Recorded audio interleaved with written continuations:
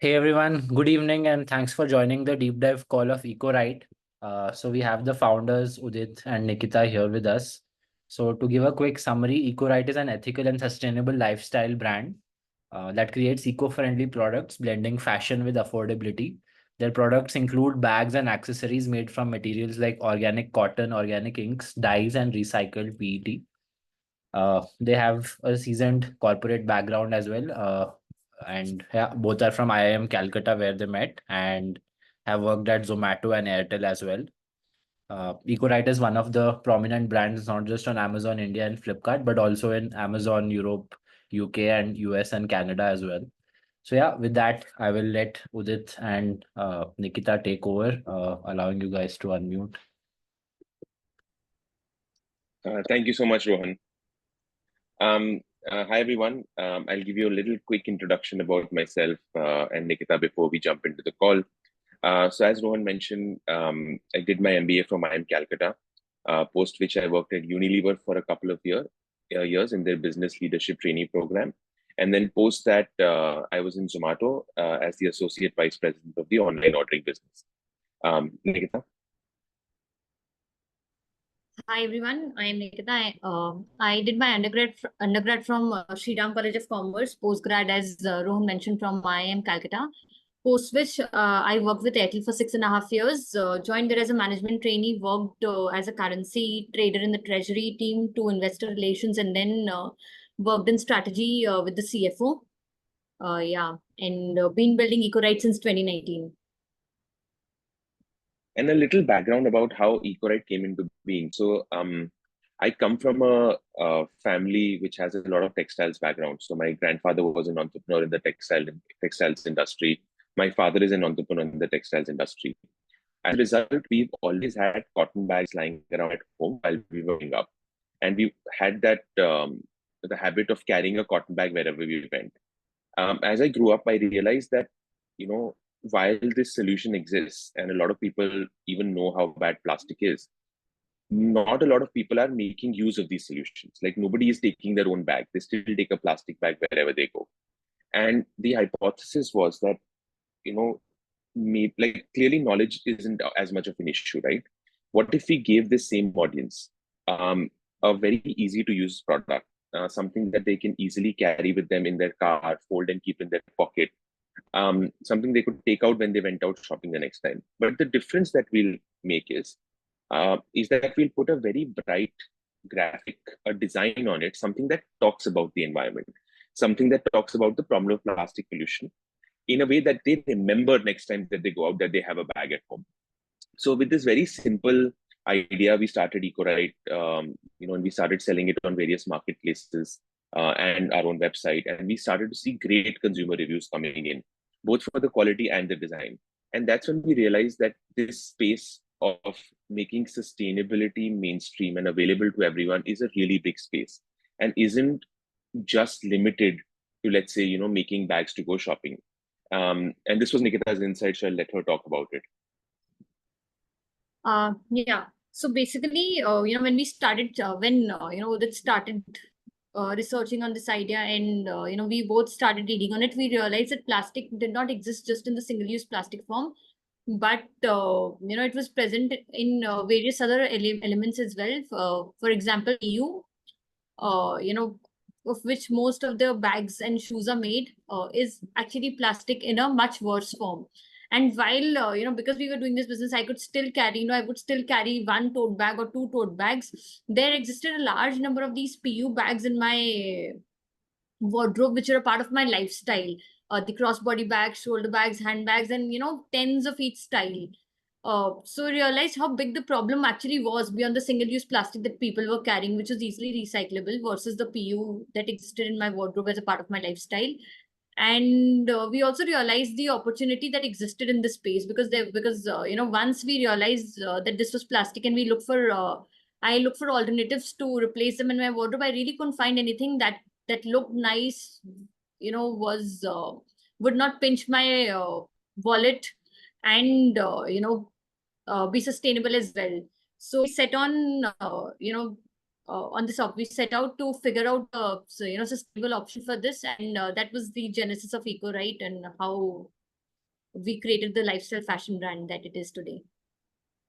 Rohan, could you let me share the screen, please? I'll just go through the pitch now.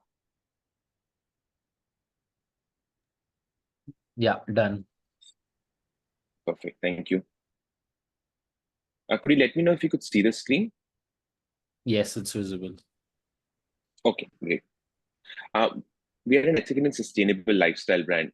We create sustainable bags out of organic cotton and recycled plastic bottles that are high on design, utility, and affordability. Our entire focus is to make products that fit seamlessly into our consumers' life, giving them the kind of utility, the kind of look that they want in the product, while still being within their expected price point. We are India's first B Corp certified consumer brand. This is an international certification given to those organizations that have very high levels of ethics and sustainability. It was an important one for us to get because all the international brands that have been able to scale sustainably with sustainable products like Patagonia, Allbirds, Cotopaxi are all prominently display their B Corp certification. I've already taken you through my Nikita and my backgrounds. This is the problem that we are trying to solve, the problem of plastic pollution coupled with the problem of fast fashion. Fast fashion not only has a plastic problem, but also has a problem of unethical manufacturing practices and very high levels of emissions. The good news is that today's millennials and Gen Z both are aware of these problems. They are taking these problems seriously. They're looking for alternatives. However, this same intent that they have isn't translating into sustainable buying behavior.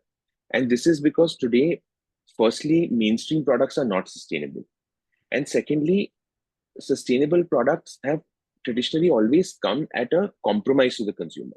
So either sustainable products are priced at a luxury price point that make them unaffordable for the larger audience, or else the ones that are more affordable are often very dull, very boring. They don't really capture the imagination of the consumer and therefore are not part of the mainstream conversation. There's also a lack of trust and transparency in the consumer's mind as to what exactly is an ethical and a sustainable supply chain. At the same point, there exists a massive opportunity. The global handbag market is $68 billion. In the markets that we play in, we're at about $38 billion. At the same time, sustainable fashion is growing at a very rapid pace and is projected to reach $33 billion by 2030. And this is where we are playing. We're trying to bridge this gap between sustainable intent and consumption and build a global lifestyle brand that can empower consumers with the right alternatives in order to make a shift to a more conscious lifestyle. We do this by making no compromise sustainable products that fit in perfectly into our consumers' lives, not just in the design and the quality, but we also ensure that we are within the consumer's price range. So that is not one of the reasons why they do not adopt more sustainable lifestyle. Just to give you an idea of the kind of products that we have about 250 SKUs divided amongst 3 large buckets. The first is our lifestyle range, which is our box slings, phone bags, mobile slings, fanny packs. We have a wide range of tote bags in different shapes, forms, colors, and utility purposes. And we have a utility range of lunch bags, shoe bags, cosmetic pouches, snack pouches. How we do this is by focusing on sustainability end to end. Obviously, we use sustainable materials, organic cotton, recycled plastic bottles, organic inks and dyes. But all our manufacturing facilities are also ethically and environmentally certified and run on solar power. What has really helped us get to this stage is one is that we have been able to occupy the consumer's mind as a truly sustainable first lifestyle brand. Secondly, for our target audience, which is millennials and Gen Z, what they wear and what they carry is a very strong expression of their self. It's very important that the design and the look of the product resonates with them. And that is something that we have an in-house design team that's been able to crack. Thirdly, we've been able to price the products optimally such that we are competing with mainstream products, but also giving a superior eco-friendly performance. And lastly, we've been able to take this brand global at a fairly early juncture, and we have active sales channels in 8 countries. And this is where we are at the moment. We're looking at closing this year at a revenue of around 26 to 27 CR. We have been bootstrapped so far and have been profitable for the last 4 years, having sold 1 million plus products to consumers across 60 countries. Our primary sales channels are online. We sell through our own website, various marketplaces in India and globally. And we have recently also launched on quick commerce and are scaling very fast there. Along with the financial impact, we also measure the environmental impact that we are able to create, both environmentally and socially. We also have the right kind of certifications that have been able to bridge that trust and transparency gap in the mind of the consumer.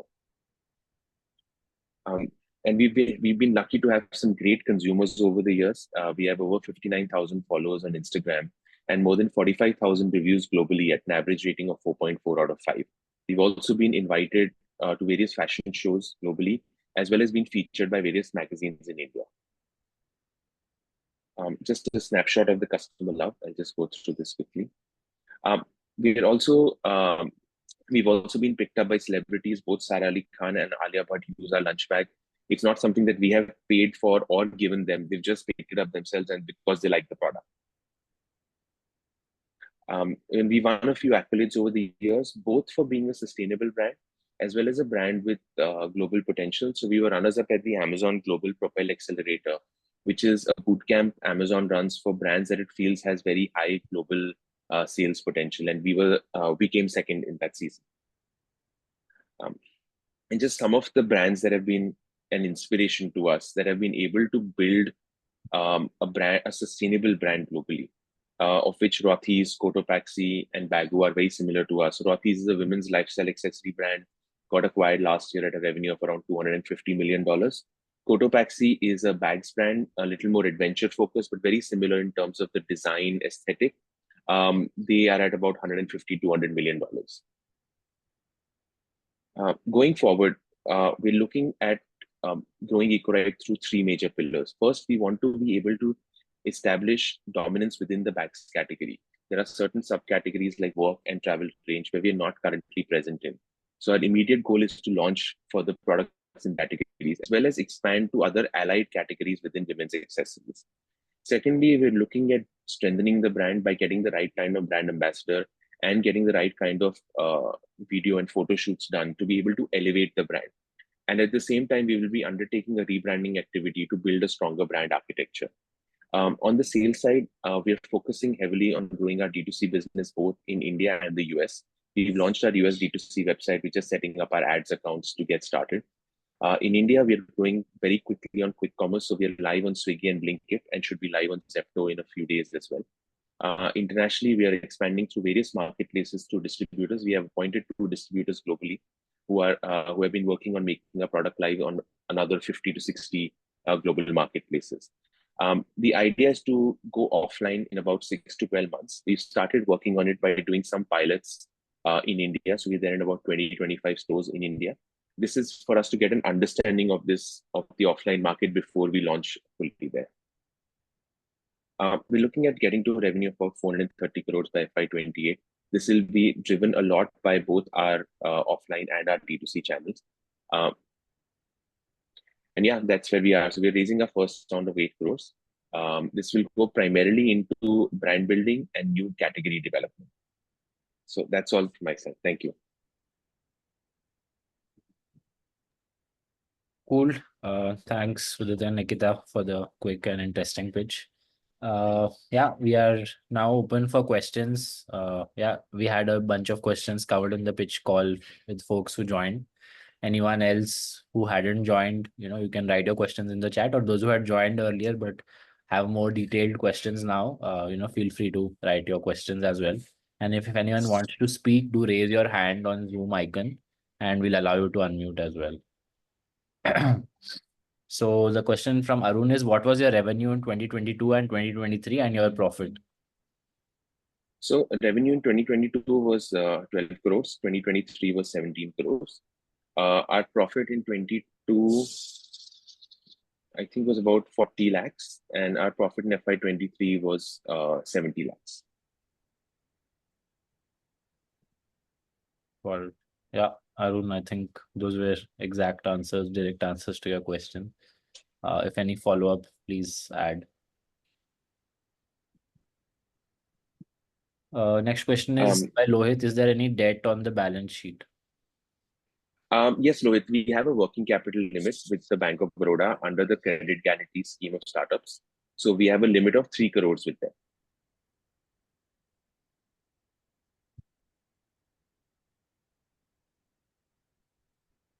Next question is by Kishore. How do you scale in terms of manufacturing distribution and what is the go-to market strategy?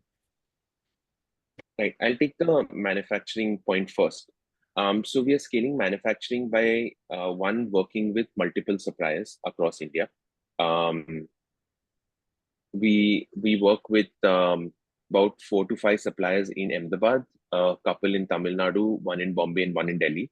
We're looking at scaling by one, increasing the supplier base, and we've already started conversations with our supply partners in order to get more capacity. Thankfully, we work with very large suppliers who have a lot of capacity for us.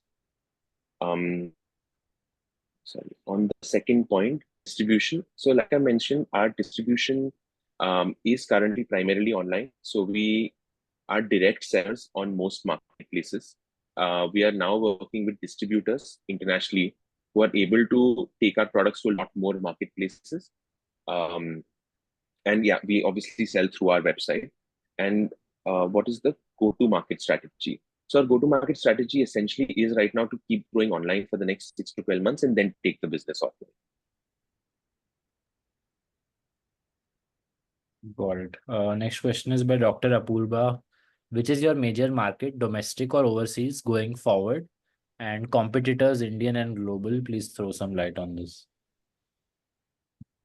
So currently about 40% of our sales come from international channels and 60% come in India. Our focus for the next couple of years is to continue in this with about that 60-40. And then the idea is to take it offline globally, which will increase our global scale. And by FY28, we expect about 60-65% to be global. In terms of our competitors, so globally, I ran through the sheet where there are a lot of larger brands that are competing in this space, like Cotopaxi, Rothy's, and Dago. In India, there are no direct competitors doing exactly what we're doing. However, there are other D2C brands that are working in the bags category, like Zook, Mokobara. They're within the D2C brand category. However, we end up competing with more mainstream brands like Lavi and Caprice. Got it. Next question was by Mithun. Can you run the PPT again? Missed few points. So Mithun, unfortunately, will not be going over the pitch again. We've recorded this session. We'll be sharing the recording. And also I've shared the link to the PPT in the form of a Google Drive link as a reply to your message. So you can just go through that and we'll share the recording of this call as well.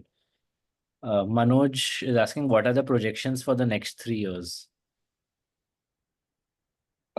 So that's also there in the presentation itself.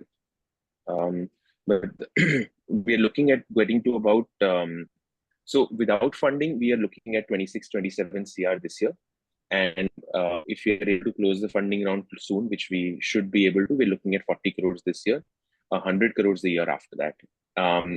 Post which we are looking at doing another fundraise once we cross the 100 crore ARR mark, and getting to 250 crores the year after that.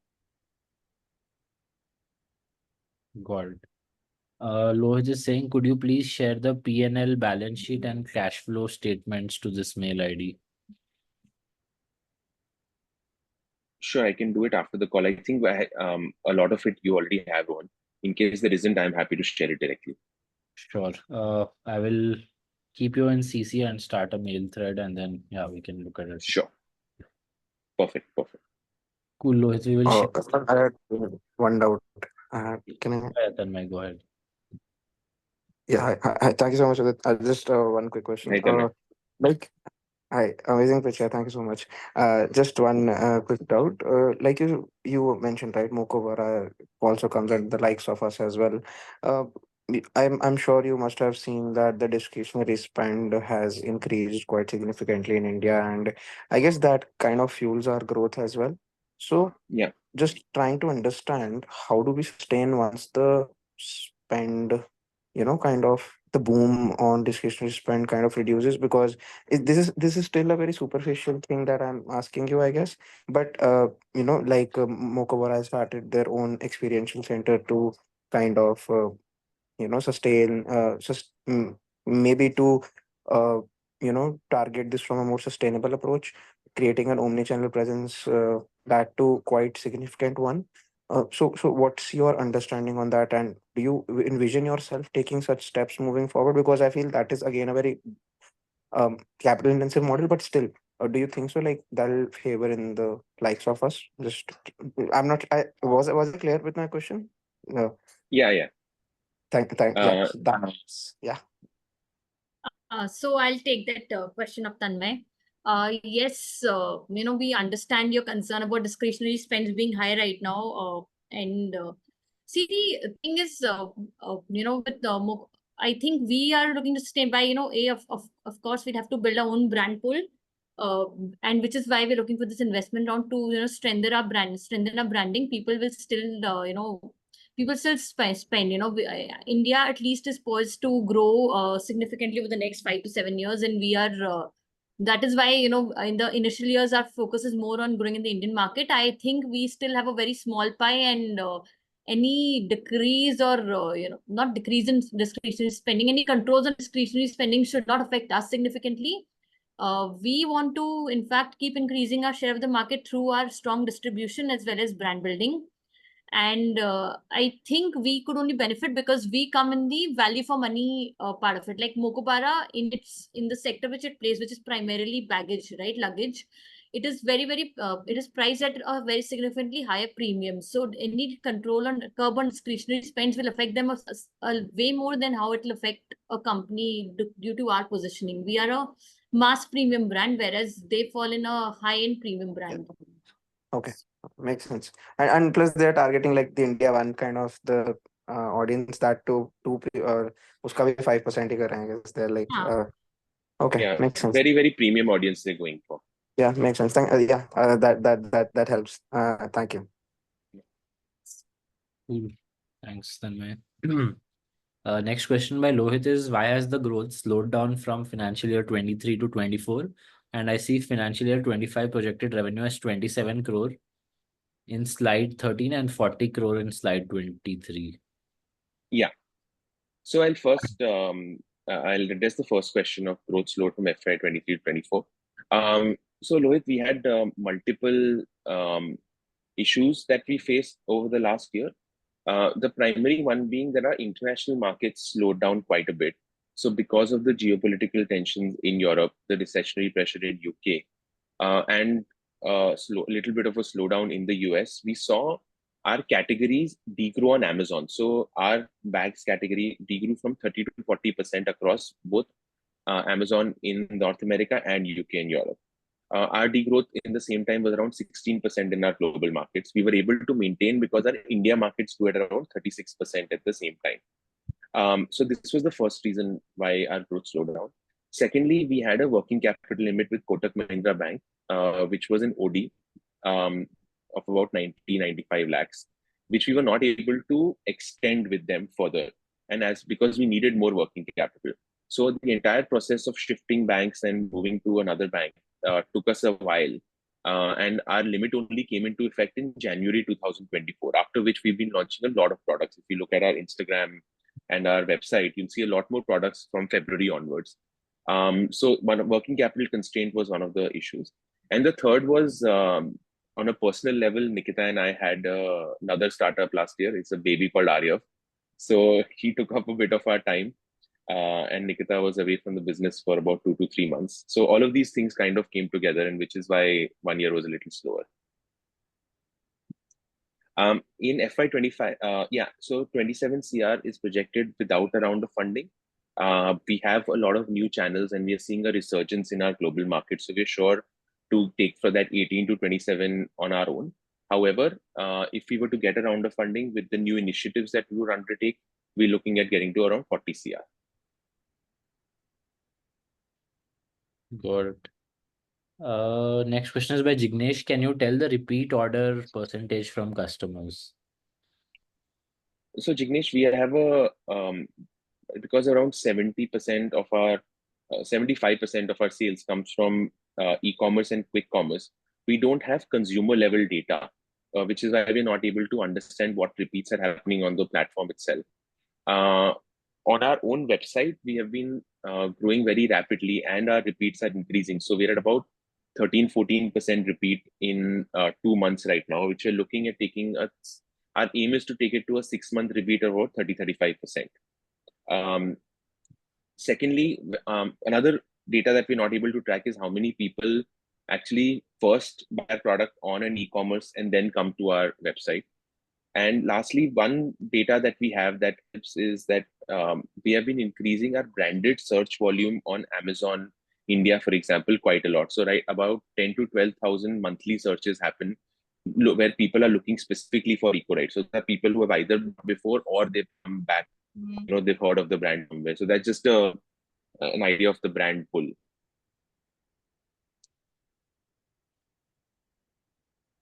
Good. Next is by Suresh, who says, thanks for the very good pitch.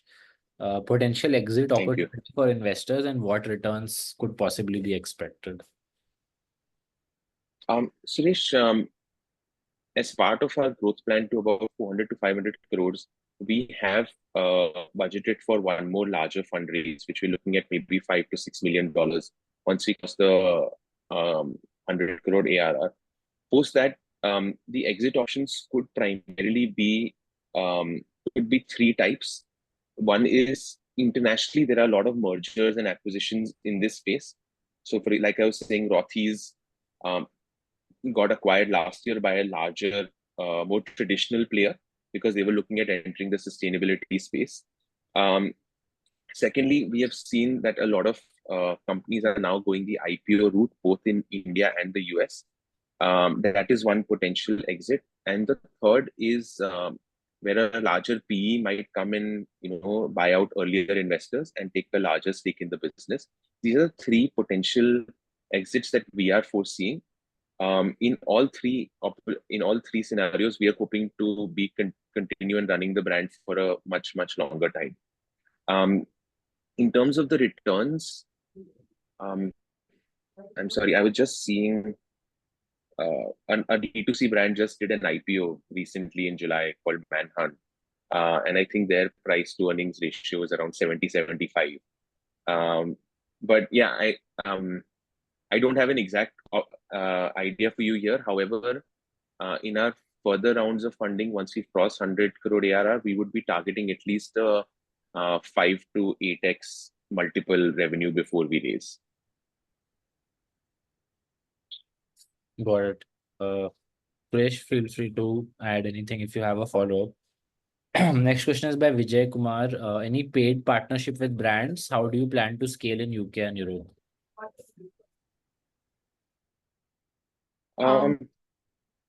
Yeah, Nikita. So we are always and look out for doing some interesting collabs and partnerships. Right now, this year, because last year we had not been able to launch enough, this year the focus is first on launching a lot more categories and products and scaling our new channels. And then we have a couple of conversations going on as brand collabs, and we're hoping to be able to launch them early next year. How do you plan to scale in UK and Europe? Right now, we are only looking to scale via distribution, not directly. Again, the plan for this year is to focus on growth via new launches and new channels in India because of how the global versus domestic markets are playing. Next year onwards, we are looking to so we are already in conversations with third parties who have distribution and warehousing availabilities in UK, Europe, and we are looking to launch on other fashion marketplaces similar to our Myntra or Nykaa here. We are looking to launch there, and via D2C, we are planning to scale significantly in the US right now.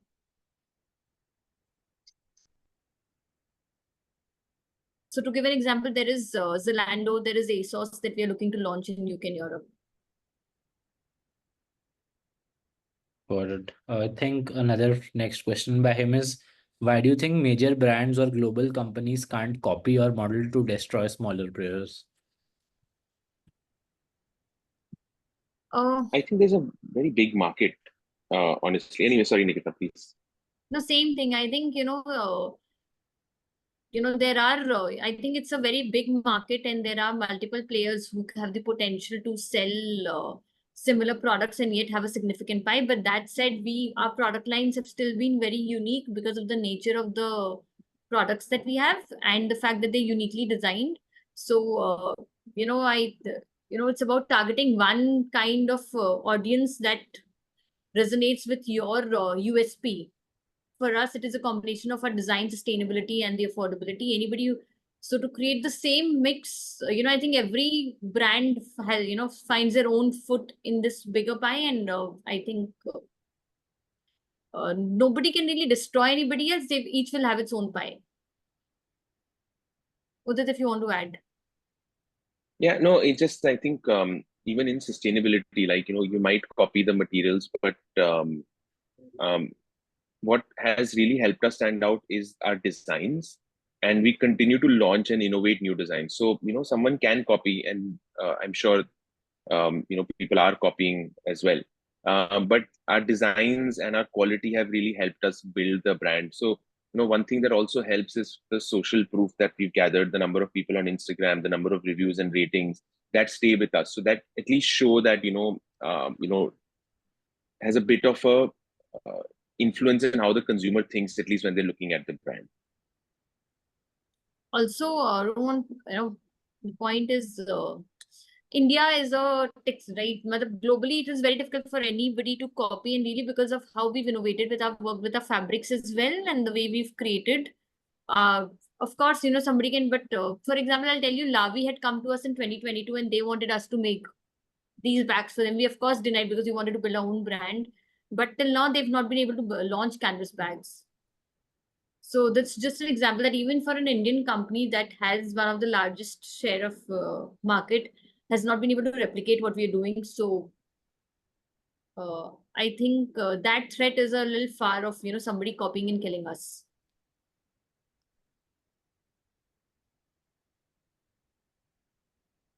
Got it.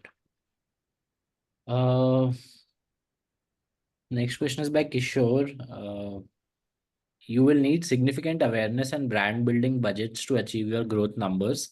Any budgets defined for the same percent to revenue? For the take. So, 40% of our raise right now is geared towards brand building. So we've set aside around 3.5-4 CR. That is primarily. This is not counting the performance marketing that we will do. The money that we'll use to amplify the brand building, for example, on social media, because that we're able to fund from our own business. The 3.5-4 CR that we're looking at is on top of that for example, celebrity, or whatever, influencer endorsements, and doing the right kind of video and photo shoot. Yeah, and our rebranding. Sure. Guys, I've also shared the link a couple of times in the chat to the invest page of Ecoright, where you can view more details like the pitch deck, the terms for the round in terms of direct cap and via syndicate. And also, you can enter your investment intent there. Next question is by Lohit. Any lead investor in this round, and how much of the $1 million is already committed? So Lohit, we have a couple of about 3 smaller investors who have come in and committed 2.5 CR. One of them is Shuruap, which is an Ahmedabad-based network of HNI angel investors. We have Jeeto Angels and we have Upaya Social Ventures. Upaya Social Ventures is a social impact investor that is invested because of the kind of job creation and sustainability efforts that we are doing. So to answer your question, 2.5 CR is committed. And we have a bunch of institutional investor calls already in the pipeline where, I'm working with setting up a few calls as well. So yeah, hopefully we'll have more commits in the next couple of weeks. Cool. Next question is by Krishna. Have you got any acquisition offers so far? Can you give flavor on type of companies trying to acquire you and the kind of offers you have got? So Krishna, a couple of years back, there were a lot of companies that were following the Fascio model from the US, where they were acquiring e-commerce brands. However, those acquisition offers, while we had multiple offers on the table, didn't make any sense because one, we were not at the right stage to to get acquired, and secondly, they were not the right kind of offers in terms of multiples as well. The kind of acquisition offers I'm talking about generally happen, let's say, at 100, 200 CR plus range, where a larger, where a larger, more traditional organization acquires. So at Rothy's happened at about 150 to 200 million dollars in revenue. That's when Rothy's got acquired. Um, and I think there are other Indian accessory fashion brands that have all been acquired, but at 100, 200 CR plus revenues. Got it. Sure. Next question, next, not a question, but it's a reply to the previous question by Suresh. Thank you, Udit and Nikita, for building the profitable business, which is environment friendly with social responsibility. I'm sure this brand will flourish in future. Cool. Thank you so much, Suresh. Encouragement there. Arun, Arun, sorry. mentioned you were running another startup. Any info on that? Sorry, Arun, that was just a joke. The startup is our 10-month-old baby. It was not doing another startup.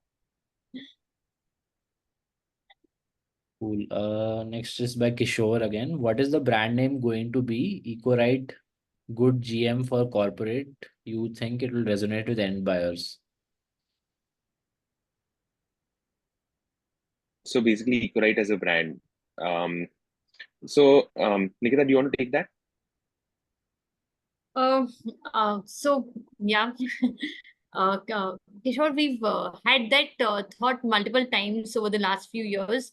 Whether we want to keep Ecoright as a brand name or we want to evolve it. I think that it's something that we're going to take up as an exercise during a rebranding and think about it. But I think right now, till now, it has really helped us in actually breaking the clutter. Because with the name, people already know what the brand is about. So it takes and it also helps us attract the right kind of audience. So till date it has only helped us, but yes, it is a question that we are looking to address during a brand building exercise.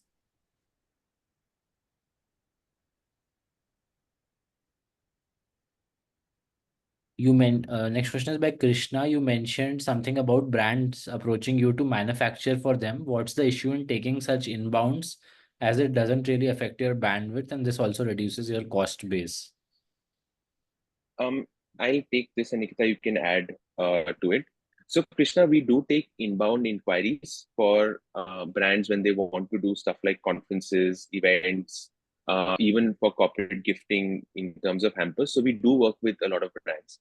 However, we don't work with any directly competing brands in making their product line, because that is something that we hold as a USP right now, which is our designs and our manufacturing processes that we have actually set up.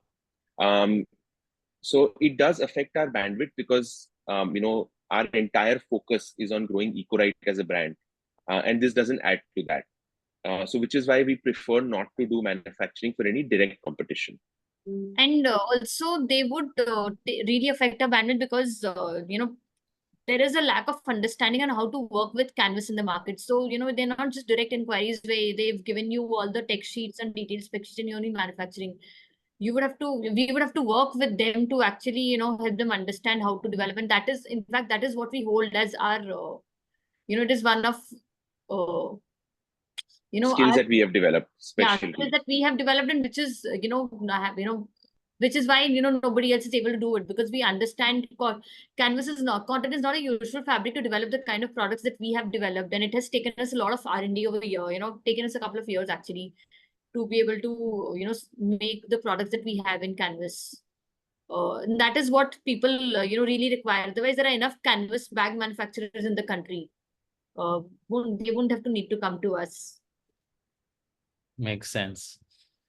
I think there's one last question in the chat by Arun. Other than bags, what are the other products? I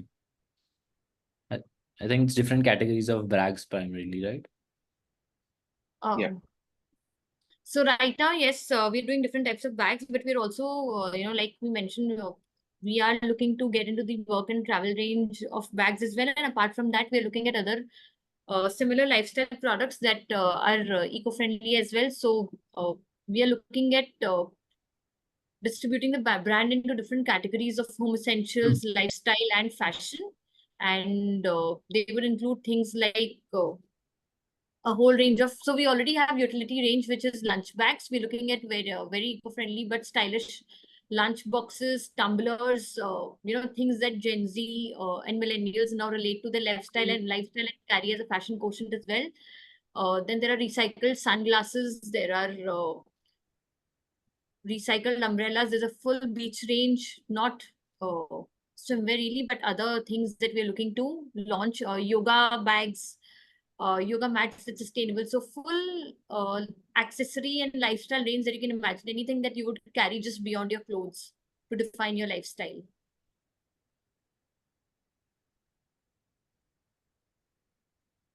Got it. I think with that, we've wrapped up all the questions in the chat. Guys, if you have any final questions, please shoot now, or you can also unmute and directly ask your question. I've allowed everyone to directly unmute themselves as well.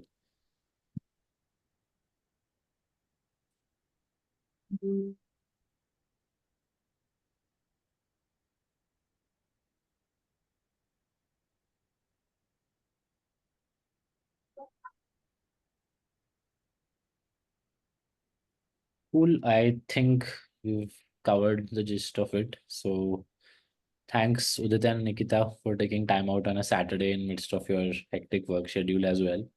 And yeah, thank you everyone No for worries. joining us on a Saturday evening. And we will share the recording with everyone soon as well. And yeah, look to have you all as part of Ecoright's growth story. With that, wishing a happy weekend to everyone. Thanks, Udit and Nikita. Thank you. Thank you.